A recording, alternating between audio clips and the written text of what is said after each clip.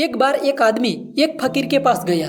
उसने कहा, आप तो बहुत शांत हैं, लेकिन मैं हमेशा अशांत रहता हूँ। मुझे भी शांत होना है, कृपया मुझे कोई रास्ता बताइए। फकीर ने मुस्कुराते हुए कहा, भाई आप तो बिल्कुल सही है, मैं शांत हूँ और आप अशांत हैं, लेकिन ये बात खत्म हो गई।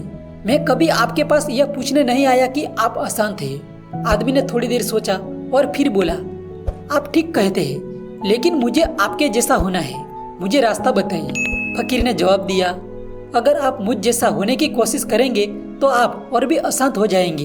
अगर आपको शांत होना है तो जो आप है उसे स्वीकार करें, किसी और के जैसा बनने की कोशिश मत करें। फकीर की बातें सुनकर आदमी ने कहा, लेकिन मैं जानना चाहता हूँ, कोई ठोस उपाय बताइए। फकीर ने उसे हाथ पकड़ा और बाहर ले गई। बाहर एक विशाल चिनार का पेड़ था जो आकाश को छू रहा था। फकीर ने कहा, क्या तुम इस पेड़ को देख रहे हो? आदमी ने कहा, जी हाँ देख रहा हूँ। फकीर ने फिर पूछा, तुम देखो यह कितना लंबा है? आदमी बोला, बहुत लंबा है। फकीर ने पास में एक छोटी गुलाब की झाड़ी की ओर इशारा करते हुए पूछा, और यह झाड़ी, इसे देख रहे हो? आदमी ने कहा, हाँ देख रहा हूँ। फकीर ने फिर कहा, मैं पिछले 20 सालों से इन्हीं झाड़ियों और इस पेड़ के पास रहता हूँ। मैंने कभी नहीं सुना कि यह छोटा सा पौधा उस पेड़ से पूछता हो, तुम इतना लंबा है, मैं कैसे लंबा हो जाऊं?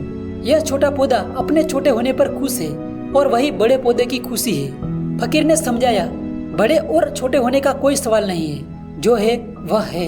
लेकिन इंसान ने खुद को दूसरों के साथ तुलना में उलझा लिया है। हर कोई किसी और जैसा बनने की कोशिश में लगा है। इस तुलना की वजह से हम अपने असली रूप को भूल जाते हैं। फिर आदमी ने कहा, आपकी बातें सही है, लेकिन मैं चाहता हूँ कि मुझे कोई सही रास्ता दिखाए। फकीर ने फिर कहा, शिक्षा का असली उद्देश्य है हमें हमारी असली पहचान बताना। हमें यह समझना चाहिए कि हम क्या बन सकते हैं, और इसके लिए हमें जो भी संसाधन चाहिए वो उपलब्ध कराना चाहिए। फकीर ने एक उदाहरण दिया, जैसे एक बीज को हम जमीन में डालते हैं, फिर उसे पानी और खाद देते हैं, तब वह अंकुरित होता है। शिक्षा भी इसी तरह होनी चाहिए। यह अंकुरण का कार्य होना चाहिए, आरोपण का नहीं। बीज मैं हूँ और शिक्षा भूमि, खाद और पानी बननी चाहिए, ताकि मैं अपनी पूरी क्षमता के साथ विकसित हो सकूं। फकीर की बातें सुनकर आदमी को समझ में आया कि असली सुख और शांति दूसरों से तुलना करने में नहीं, बल्कि खुद को स्वीकार करने में है। तभी आदमी ने सोचा, कितना मजेदार है, अगर मैं खुद को पसंद कर लूं, तो कोई भी चीज मुझे परेशान नहीं कर सकती। फकीर ने फिर मजाक में कहा, सोचो अगर तुम पत्ते बन जाओ, तो क्या तुम बड़े पेड़ से कहोगे कि भाई मुझे भी लंबा होना है, या फिर तुम बस धूप में झूलते हुए खुश रहोगे? आदमी मुस्कुराया और बोला, हाँ अब मैं समझ गया हूँ। मैं अपनी जिंदगी को जीने की कोशिश करूंगा, न कि किसी और की तरह बनने की। इस तरह फकीर ने उस आदमी को सिखाया कि असली शांति अपने आप को जानने और स्वीकार करने में है।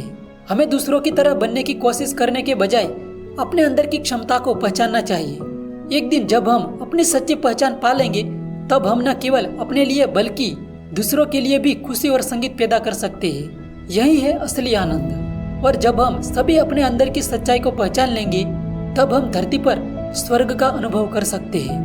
इसलिए चलो खुद को पहचाने और अपनी यात्रा पर आगे बढ़े।